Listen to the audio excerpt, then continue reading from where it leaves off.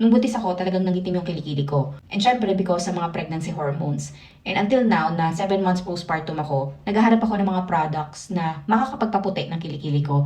So, ito yung mga nakikita ko sa mga mommies dito sa TikTok na after manganak, ito yung ginagamit nila, eh talagang naglighten yung mga kilikili nila. This is my first time na itatry ko itong product nila. So, try natin. Sana effective siya.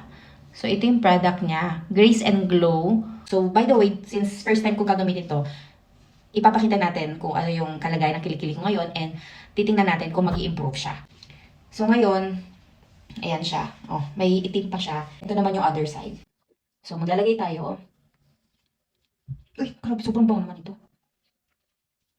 Ayan. Sana hindi magnitim kasi sobrang bango niya. So, ito siya. Let's see. Second day.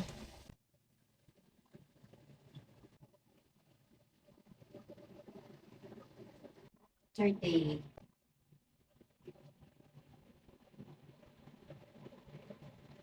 Fourth day. Fifth day.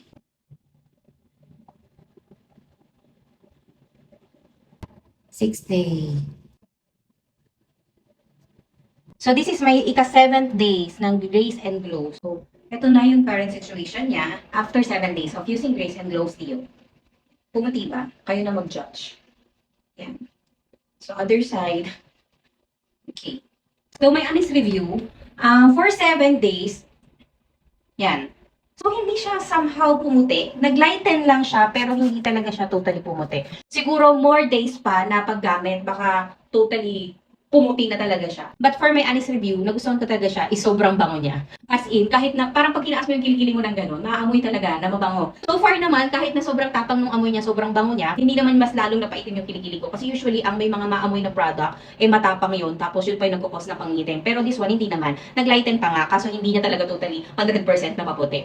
Plus, another thing na nagustuhan ko sa kanya, pag sinabi mong tumatagal talaga, hindi ka talaga pagpapawisan for long period of time. Totoo yung claims nila about sa antiperspirant, talagang hindi ako pinagpapawisan for whole day. So, yun yung mga nagustuhan ko sa product na to. The antiperspirant effect nila, matagal talaga, and sobrang bango.